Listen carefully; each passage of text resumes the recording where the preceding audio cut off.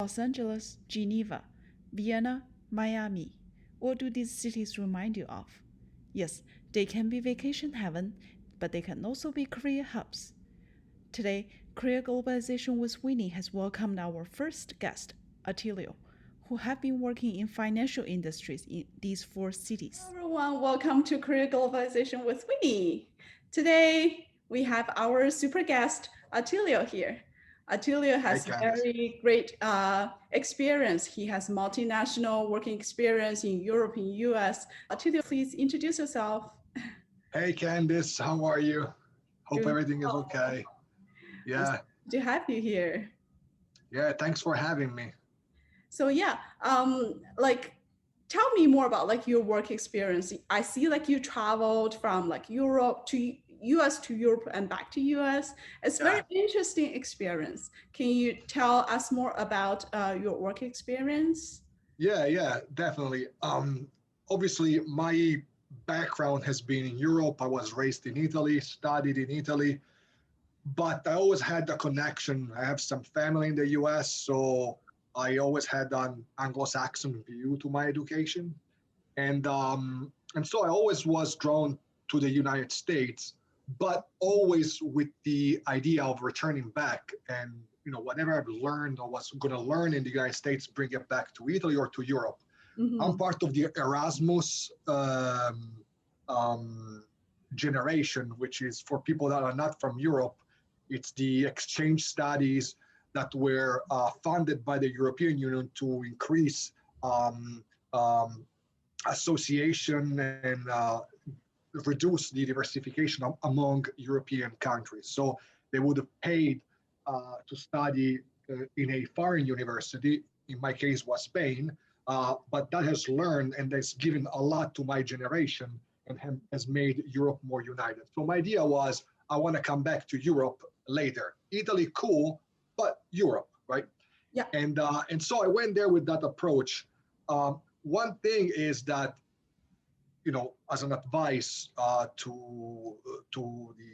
the channel follower, your channel follower, is that although certain countries have maybe good academic programs like Italy or any other European, but the approach is different.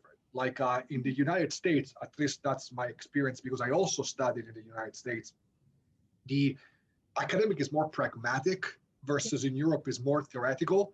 Okay. So one advice I would give is that although you might have a great degree from your home country, in my case was Italy, I think it helps to break into the market of the country to get a degree. It doesn't have to be an MBA, it can be something shorter, Mhm. but you need to prove to your future employer that you understand the pragmatism of what it's required from the job market there. So that was good, and that was one of the idea of why I went to study right away because that helped me also to network to get my job right Sure, sure. now. As far as the job, like my father used to tell me always, it's not like you choose life, but life chooses you. Although you want to do something, there's unexpected corners Yeah, yeah. every time, and then it's how you adjust. And so I started doing structured product and residential mortgage-backed security. I didn't even know what that was. Was just like I found myself doing it. I didn't even know what it was, but I was lucky in the sense that the industry in the United States was forming. Mm-hmm. I mean, there was some 5 or 6 years prior, but was really booming in that period. And Right. in Europe was in the infancy. So with my desire to go back to Europe, that was easy because there were a lot of European institutions wanting to have that know-how that obviously in the United States was, advanced. Mm-hmm. And so I went back to Europe because I wanted to, come back. That was my goal, right? And and then once I did that, I obviously if you work in the financial industry, although Italy is a loving country, I don't think it's the financial center of Europe whatsoever, right? Yeah. So you're kind of forced to, either London Mm-hmm. or Frankfurt, Yeah. and there's I think in Europe there's like two types of like market: a German speaking market and an English speaking market because the clientele is different. So Right. as I was in portfolio management, being in Vienna or being in Frankfurt, it's the same market. It's the Mhm. same type of market, Switzerland or Germany, except for Geneva, that's like French part. Right. But it was great anyway. So that was the idea there. So what do you think, like, if you compare like your experience in US versus your experience in like Europe, um do you think that one benefit the other? Is it like well connected? Well, I think like although we like to think of the European Union, in Uh-huh. reality, it's not as streamlined and like the United States of America. I see. So the difference is like you have jurisdiction and rules in Mm-hmm. Europe that don't allow to make the market streamlined. And if you don't streamline something, you cannot grow it in a certain way. True. So to answer to your question, maybe the European market it's a little bit more segmented because there's a lot of like rules, a lot of countries. Yes, there's one central bank for the ECB, but in reality, there's different fiscal rules. There's a lot of nuances, and so the European Union has not set that market to be super big because of this kind of like drawbacks or constraints, let's call it. Got it. And earlier you also mentioned about the language. So in Europe, right, people, like you said, maybe there are like English speaking markets and German speaking markets. So let's say if I, who do not speak German at all, want to work in Europe, will the language consideration a very big factor there? Or like in general, any foreigners who want to move to Europe for work in financial industry? As So in the financial industry, no. I myself, yes, I picked up some German, but I was very happy without speaking it. Maybe hindsight, I should have learned. But in Vienna, people are so nice. yeah. Seriously, they're super nice. Maybe they're hospitality driven. You would make the effort of speaking German, and they would speak back to you in English. So there wasn't even a need to it. And then the financial industry works in English. I mean, Oh, at least in Europe and the United States, so yes, for relationship management, for those soft skills, obviously knowing the language helps, like in any environment. mhm. But you can function completely in the financial industry. And I don't know about other industry, just with English. I see. That's a good news. That's good news to like a lot of people who only speak like English or who do not speak like the other European languages, right? Yeah. Yeah, no, I don't think it's needed in financial industry. People speak in English, like at least people that are 60 years old and below, they all speak English in Europe. Mhm.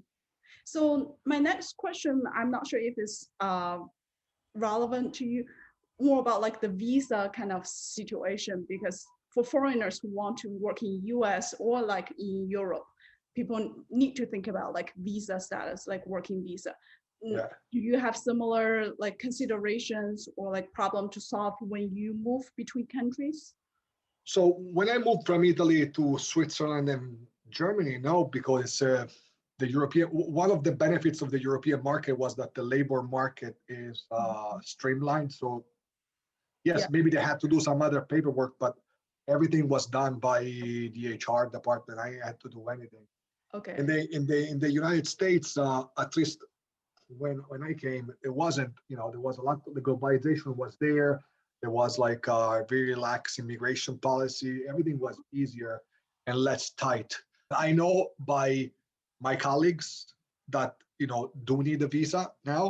Yeah. I know that at least in the United States and in Europe, has been a little bit more difficult, a little bit slower, and maybe the quota Mhm. are tighter. Obviously, it's something to take in consideration because if you don't get the legal Yeah. right to be in a place, then you cannot work.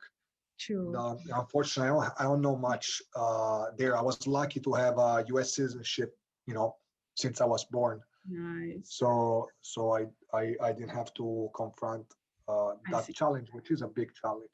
I see. But one thing that um, I was referring before is like obviously schooling it's the gateway. I mean, Right. it is the gateway. Maybe as an advice, I've seen like before people following the traditional path of, study, going to work 2, 3 years, get an MBA full time, then go back to work. I see that has changed a little bit because, obviously if you want to go to a good school and you want to get your MBA, you need a good work job before going to that business school. And not everybody is lucky or has the connection or has the quota to get there. But now they have these like 1 year programs that can maybe accelerate that. So instead of going for an MBA, maybe people can go to get the master in finance, right? It's a 1 year, it's something shorter, still gives the feeling to the employer that, US centric teams, but you don't have to do it in that way. I see. And now maybe we move on to like the culture difference. Do you feel a lot of like culture shock when you move between countries? And also, I know like when people talk about Europe, right? Like people think about like work-life balance. There are a lot of vacations. Is that still true? And what's your experience there? It is true. It is true. There's a lot of life balance in Europe. There's a lot of like more government support, but the drawback is that meritocracy is a little bit lower. So you cannot have. So if you look at the United States, I feel that if you put yourself into it, there's no restraint and constraint. You can get to where you want if you put the hard work. You don't need to be son or daughter of somebody to get through, as long as you put your effort, you study, you learn, and you're nice to people. But the drawback is that there's a lot of volatility. So as the door is open for everybody, there's a competition to that. Right. In Europe, allows you more life balance, you have more job security, but to enter that door is much more difficult. So obviously in Europe, once you are in the door, great. But to get in the door, it's much more difficult. And the mobility in progressing, it's much slower than in the United States. So there's benefits and drawbacks in both.